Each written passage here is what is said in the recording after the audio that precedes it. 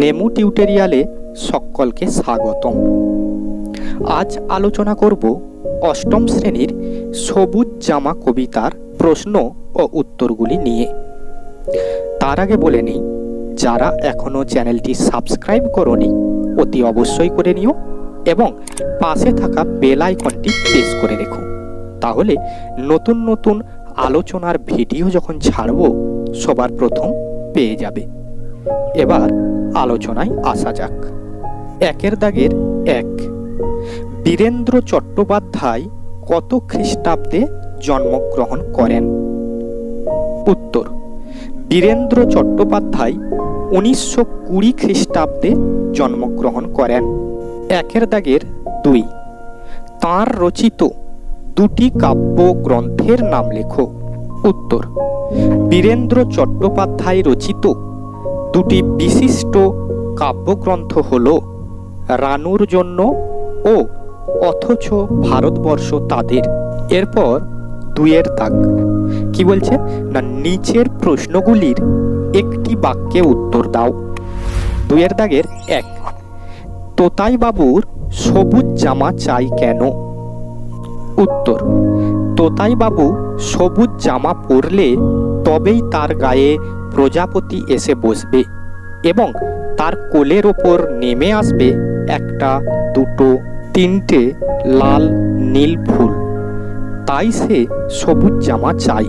দুইয়ের দাগের দুই, সবুজ গাছেরা কোন পতঙ্গ পছন্দ করে? উত্তর, সবুজ গাছেরা মৌমাছি ও নানান রঙের প্রজাপতি পছন্দ করে। দুইয়ের দাগের তিন, সবুজ জামা আসলে কি?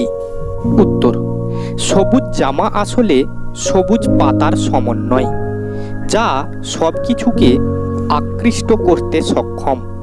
অন্যভাবে বলা যায়, সবুজ জামা আসলে মনোরম সুন্দর মন তথা মানুষের অফুরন্ত সীমাহীন প্রাণশক্তি। দুইয়ের দাগের চার, এক পায়ে দাঁড়িয়ে থাকা তো খেলা, এখানে কোন খেলার কথা বলা হয়েছে?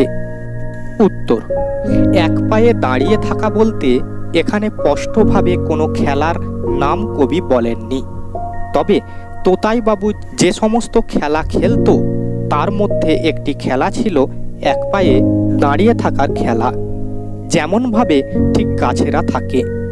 এখানে সেই খেলাটিকেই বোঝাতে চেয়েছেন কবি। দুইয়ের দাগের পাঁচ, তোতাই সবুজ জামা পরলে কি কি ঘটনা ঘটবে? উত্তর, তোতাই সবুজ জামা পরলে তবেই তার ডালে অর্থাৎ হাতে প্রজাপতি এসে বসবে আর তার কোলে লাল নীল ফুল নেমে আসবে। এরপর তিনের দাগ কি বলছে না, নিচের প্রশ্নগুলির উত্তর নিজের ভাষায় লেখো। তিনের দাগের এক, দাদু যেন কেমন চশমা ছাড়া চোখে দেখে না। এই পংক্তিটির মধ্যে যেন শব্দটি ব্যবহৃত হয়েছে কেন? এই রকম আর কি কি শব্দ দিয়ে একই কাজ করা যায়? উত্তর, যেন একটি উপমাবাচক শব্দ। চোখের সামনে যা আসে তাই দেখা যায়, কিন্তু দাদুর বয়স হওয়ার কারণে চশমা ছাড়া তিনি কিছুই দেখতে পান না, এটা তোতাই জানে না।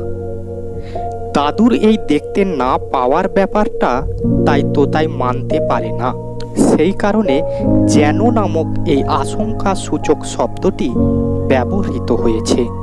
এরপর প্যারা চেঞ্জ করে লেখো। এই রকম অন্যান্য শব্দগুলি হলো যত, থেকে, ন্যায়, চেয়ে ইত্যাদি, যেমন রামের চেয়ে শ্যাম ভালো। তিনের দাগের দুই, সবুজ জামা কবিতায় তোতাইয়ের সবুজ জামা চাওয়ার মাধ্যমে কবি কি বলতে চাইছেন তা নিজের ভাষায় লেখো। উত্তর, কবি বীরেন্দ্র চট্টোপাধ্যায় তাঁর সবুজ জামা কবিতায় তোতাইয়ের সবুজ জামা চাওয়ার মাধ্যমে দূষণমুক্ত পৃথিবী গড়ে তোলার কথা বোঝাতে চেয়েছেন। পৃথিবীব্যাপী ভয়ঙ্কর দূষণ, তাই মানুষ শ্বাসকষ্ট ও নানা দুরারোগ্য ব্যাধিতে আক্রান্ত। এরপর প্যারা চেঞ্জ করে লেখো। যন্ত্র সভ্যতার দাপাদাপিতে দূষণ ক্রমাগত বেড়েই চলেছে। এই রকম অবস্থায় পৃথিবীকে সুস্থ রাখতে গাছ লাগাতে হবে। এরপর প্যারা চেঞ্জ করে লেখো, গাছেদের মতো ততায়ও এক্কা দোকা খেলবে, বিদ্যালয়ের গণ্ডিতে আবদ্ধ না থেকে গাছেদের মতো যুক্ত থাকবে। কবি মনে করেন যে শিশুদের প্রকৃতির সঙ্গে একাত্ম করতে পারলে তাদের সার্বিক বিকাশ হবে। এরপর 4 দাগ, নির্দেশ অনুসারে উত্তর দাও। 4 দাগের 1, স্কুল শব্দটির ধ্বনিতাত্ত্বিক ব্যাখ্যা লেখো এবং এই রকম আরও 2টি শব্দ লেখো। উত্তর, স্কুল শব্দটি উচ্চারণের সময় ইকার ধ্বনিটি উচ্চারণে এসে গেছে, তাই ধ্বনিতত্ত্বে এটিকে ধ্বন্যাগম বলে।